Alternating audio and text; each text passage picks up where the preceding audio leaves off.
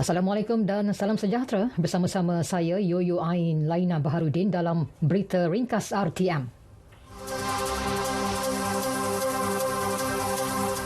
Majlis Tindakan Ekonomi EAC akan ditubuhkan sebagai langkah segera mendepani cabaran ekonomi negara. Ia antaranya disebabkan oleh penurunan harga minyak dunia serta penularan jangkitan COVID-19.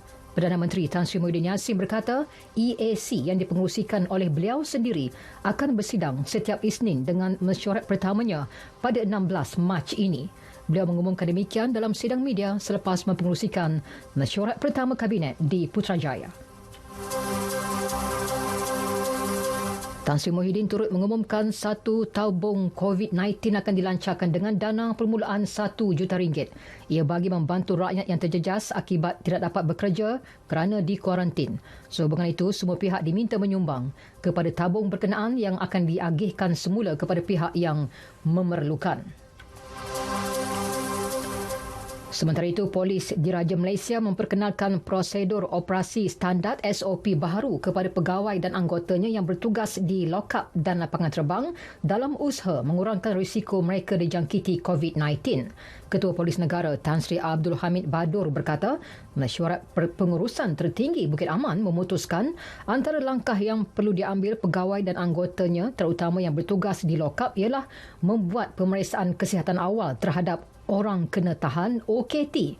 Jika OKT mempunyai simptom-simptom itu, ia perlu dimaklumkan kepada pihak pengurusan untuk tindakan lanjut. Bagi pegawai dan anggota yang bertugas di lapangan terbang pula, pihaknya amat menitik beratkan tahap kebersihan dan langkah pencegahan seperti memakai penutup hidung dan mulut serta sentiasa menggunakan cecair pembasmi kuman. SOP itu berkuat kuasa hari ini. Di Pulau Pinang, 11 pegawai dan seorang anggota polis direman 7 hari bermula hari ini bagi membantu siasatan berhubung dakwaan terbabit dengan rasuah melindungi kesalahan pemandu lori di negeri itu. Perintah reman dikeluarkan oleh penolong kanan pendaftar Mahkamah Session Magistrate Georgetown Nur Fadrina Zulhairi selepas membenarkan permohonan dikemukakan Suruhanjaya Pencegahan Rasuah Malaysia SPRM. Kesemua mereka yang berusia dari 31 hingga 59 tahun itu ditahan bagi membantu siasatan.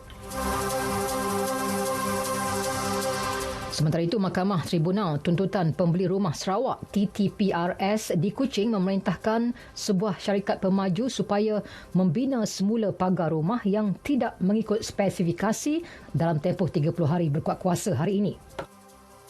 Panel 3 hakim mencapai keputusan sebulat suara berhubung tuntutan difailkan 6 pembeli rumah di Taman Samarindah, Kota Samarahan. Sekiranya gagal mematuhi arahan tersebut, pihak pemaju boleh dikenakan denda sehingga RM5,000 atau RM1,000 sehari bergantung pada jumlah kelewatan hari bekerja atau penjara maksimum 2 tahun.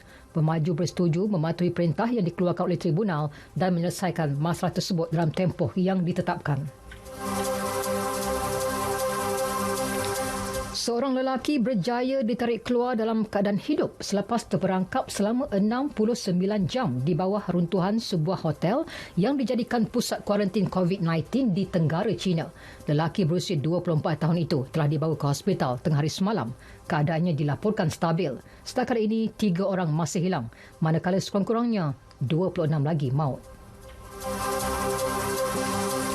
Di Korea Selatan, pihak berkuasa meneruskan usaha pembersihan dan menyah kuman di sekitar Seoul.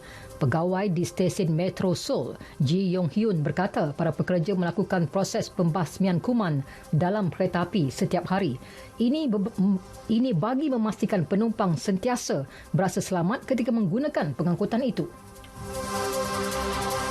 Sementara itu, Turki menjadi negara terbaru melaporkan kes pertama COVID-19. Menteri Kesihatan Fahrettin Koçala mengesahkan ia melibatkan seorang lelaki yang baru pulang dari Eropah. Sukan, Ketua Jurulatih JDT Benjamin Mora tidak berpuas hati dengan persembahan pasukannya yang hanya mampu menang tipis 1-0 ke atas PDRM dalam saingan Liga Super di Stadium Bola Sepak Kuala Lumpur Ceras malam tadi. Jurulatih kelahiran Meksiko berusia 40 tahun itu berkata, PDRM membuat gerakan berbahaya terutama ketika serangan balas yang memaksa JDT bekerja keras untuk menggagalkan percubaan daripada tuan rumah. Sekian berita yang disunting oleh Raja Ahmad Yusof Raja Hamzah dari Pusat Berita RTM. Assalamualaikum, sayangi Malaysiaku.